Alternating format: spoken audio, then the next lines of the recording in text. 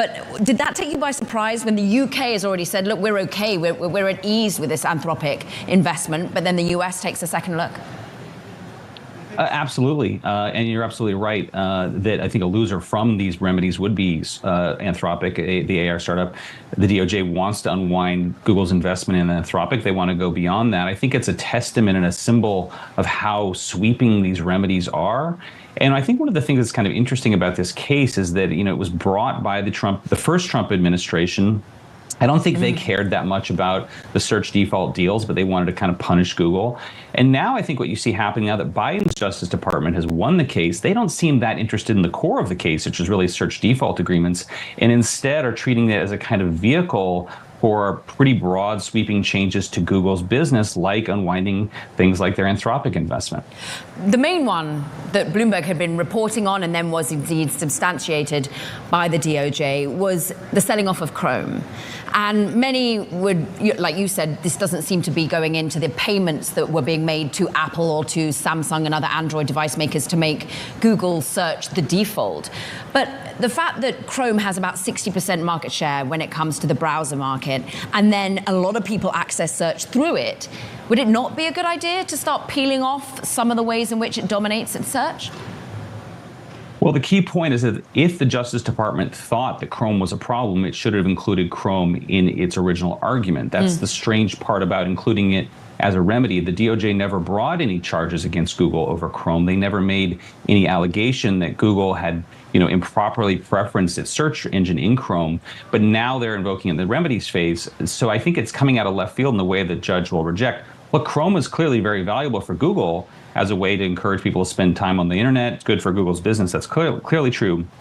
But the idea that, it's valuable to other people, I just don't think it doesn't have any revenue of its own. It's not valuable if it's decoupled from Google's search results. Frankly, I just think it's very unlikely. I think it's about as likely that Google will be forced to sell Chrome as, Elon Musk's Doge commission is actually going to make the government more efficient. That's taking us into a completely different avenue, Adam, so we'll get to that in another time. But I'm interested more broadly in some of the other areas. I mean, ones that took perhaps people aback was the idea that they'll be forced to license, sell off, or at least hand over their data, unique data, to other rivals, even as large a rival as Microsoft when it comes to the world of search. How technically feasible is that? And ultimately, how pro-competition is that sort of an outcome? Yeah, well, I think technical feasibility, what the Justice Department has said is there should be a technical committee that really has full access to Google's source code, and that's obviously very invasive. You're absolutely right that things like spinning off Chrome got a lot of attention, but if you look in the details of this filing, you're absolutely right. They're proposing that Google have to make its secret sauce algorithms available to rivals, share its users' data with rival search engines, including, by the way, foreign search engines like Baidu and Yandex.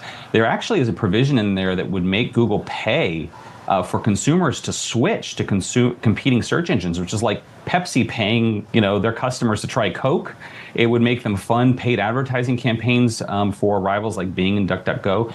And I think of all these extreme remedies. I think they would not only deter Google from continuing to invest in search innovations if they have to share everything, but they're so extreme and they're so beyond the judge's findings. They're a bit like prescribing an limb amputation just because the patient has a hangnail.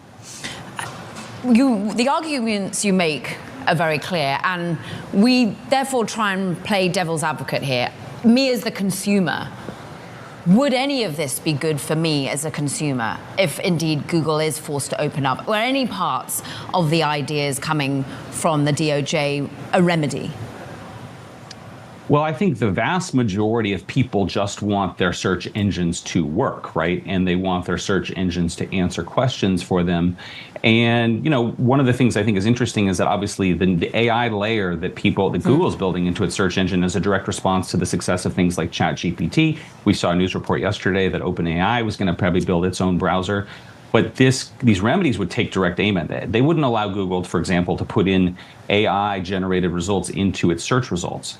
And so I do think that would be a pretty direct violation of the consumer welfare standard, which has really been kind of the lodestar for antitrust enforcement. I concede that all of these remedies would be great for Microsoft and great for DuckDuckGo, But, that's just not the way we historically do antitrust enforcement in the U.S. Many had felt that actually there had been a slight changing in viewpoint of how you do antitrust in the US, particularly under Lina Khan and under now the current DOJ. What's notable, though, is this is going to change. We've got a new administration coming in 2025, and it's likelihood that Jonathan Kanter, who's been leading the charge on this particular case, hands over the reins. Do you think anything changes on the back of that? As you mentioned, it was the Trump administration that first brought this case. That's right. And I think, frankly, the fact that Jonathan Kanter is on its way out is probably the main reason why these remedies are so sweeping. He's not going to be around for the trial about the remedies next year. A lot of the attorneys who've been prosecuting the case are, shopping their resumes around Washington. Trump's going to have a whole turnover in agencies like the DOJ. So Kanter doesn't have to own what happens next, and I think that's why he swung for the fences. I do think it's an open question about what the Trump administration will do. Trump named Pam Bondi, the former Attorney General of Florida, as his next Attorney General. She will then decide who the head of the antitrust division will be. And there might be slight changes. I think that Trump likes having cases against big tech because, frankly, they provide him some kind of punishment or leverage over big tech services. But there might be changes in how they manage the case, might be different approaches to how they approach things like remedies.